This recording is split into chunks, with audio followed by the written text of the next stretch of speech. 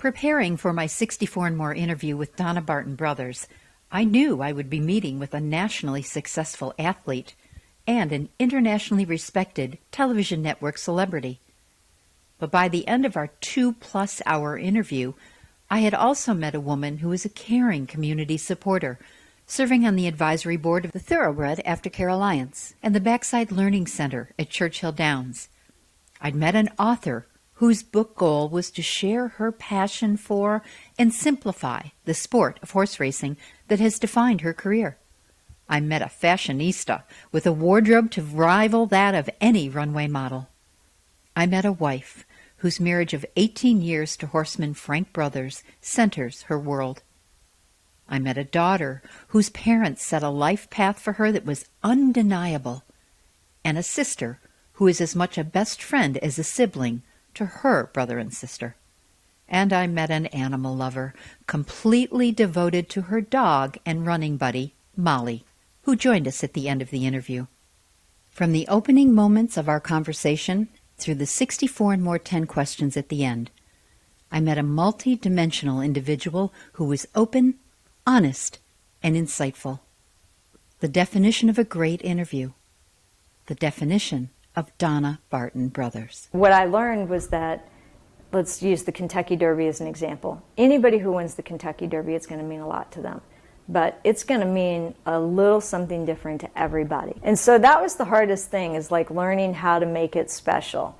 And I think that in doing that, it's made that interview more fun for me to do and more fun for the riders to do, because they know that it's not going to be generic and that I'm going to know something about them.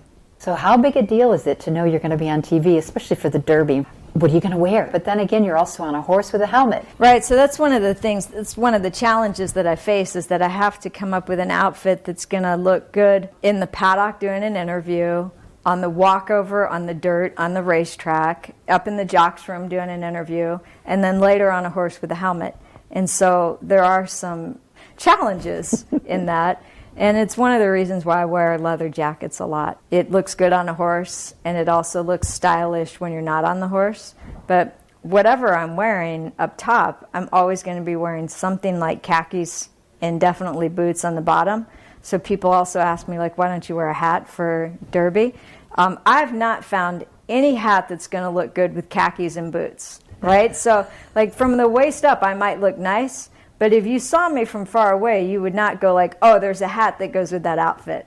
Only a helmet's going to work. So I've done it 3 ways. I've done the hat and dress, I've done the backside infield thing, just casual, and I've been on a horse. And by far, the best way to see the Derby is on the back of a horse. I can only imagine. Do you ever wish that you'd had the chance to ride the Derby? I actually probably did have an opportunity once if I would have seized the opportunity, but the horse that I would have had the opportunity to ride ran 18th of 19th and probably wouldn't have run a lot better had I ridden him. And that's the mindset as a jockey. You know, you think like if I can't have an impact on the outcome of the race, I'm not going to lobby for it. Looking back, I probably should have tried to get that mount so I could say I rode the Derby, but that's all I would be able to do is say I rode the Derby.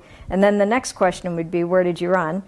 I beat 1, and that's not that exciting. So while it would be nice to say I've seen the Derby, hat and dress, and I've been on the backside and tailgating and all that, and I've been on the pony horse and I've ridden it, I don't have that 4th one, and I'm okay with that. And for NBC, you know, I'm lucky enough, now we do a lot more horse racing. I cover the Rolex 3-day event every September for the last 2 years, and I think this year I cover a show jumping event at Central Park in New York. December for the last 3 years I've covered a show jumping event in Geneva, Switzerland. So I do some other things for them, and they treat me well. We've got a great team. We have an amazing team of broadcasters at NBC covering the horse racing. I love all of my colleagues. All of my bosses are nice to me, and I have a lot of them. Nobody tells me what questions to ask. Nobody tells me, like, the producer will certainly tell us, like, Donna, I want you to do a report on the Japanese horse Lonnie. But that's pretty much it. They don't say, and this is what I want you to say about the Japanese horse Lonnie. 30 seconds story tell on Lonnie, the Japanese horse. It'll be right there in the format, 30 seconds. I'll know exactly how much time I have. And so I might write down, like, all the interesting things about Lonnie, and then I go, okay, let's make this a cohesive story. And then like I tell the story with my phone on timer and I'm at 45 seconds. So I'm way heavy for this 30-second thing. So now I've got to scratch off the least interesting things about this and get it down to 30 seconds. And when they say 30 seconds, they don't mean 35 and they don't mean 25. They do mean 30. You know, people always ask me if I miss riding. And when my husband retired in 2009, I thought, well, if I miss it, I can always go to work for somebody else at the track. I mean, I've known everybody out there forever. And the thing that's kept me from missing riding is this little girl right here. And so I got Molly, she's 8 years old. Well, she'll be 8 in July. And I also run outside. I run trails. There's great park systems here in Louisville, Kentucky. And so I think because I still get my love of the outdoors and I still have my love of animals, I have not missed riding, but she's the reason I don't miss it. Hi, Molly.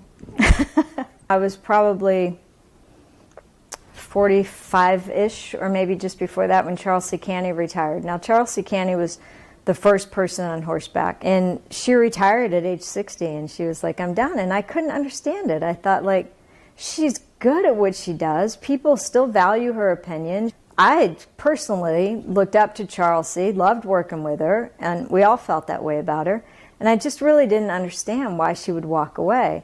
And now that I'm 50, I understand.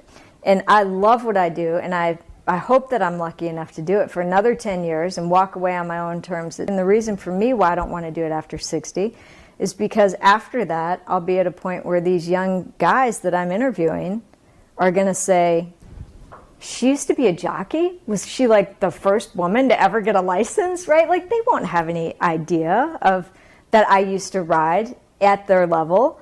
Once I'm at a point where there's nobody in the jocks room that I ever rode with, I just don't really want to do it anymore. If I feel like it's run its course before then, I'll walk away gracefully. What will I do after that? I don't know. Who is the most important person to you? God. What is the most valuable thing to you? Not squandering the opportunities that my soul came here to experience. So the most important thing to me is this life and making sure that I make the most of it, having no regrets. What makes you happiest? No matter when or how it happens, it just makes you happy. Being with my family, no question. My family, my husband, my dog. Derby week to me is my funnest week of the year because that's when so many of my family and friends come in. And while it's the busiest week of the year, I don't care because I am balanced by the fact that I get to spend time with my family and that feeds my soul. What do you enjoy doing the most? Spending time with my family. What's your biggest life fear? And how have you, or do you think you can overcome it? I have no fears at all. I have a really deep, abiding faith in God. And when I say that, I'm not religious. I'm not somebody who goes to church on Sunday. I couldn't quote you very many scriptures from the Bible, but my meditation practice leaves me with a real pervading sense that my soul walks in sync with a higher source. Is it important to you to spend time with other people, or are you someone that needs time by yourself? I need both, definitely. I need that meditation time alone. I love my workout times. I love to do yoga, and I love to run with my dog. But it's super important for me to feed my soul with time with family and friends. How do you define quality of life? Happiness. What is your lifetime dream? Oh gosh, I don't know. I've never had a lifetime dream. You know, people always ask too about this bucket list thing that people do.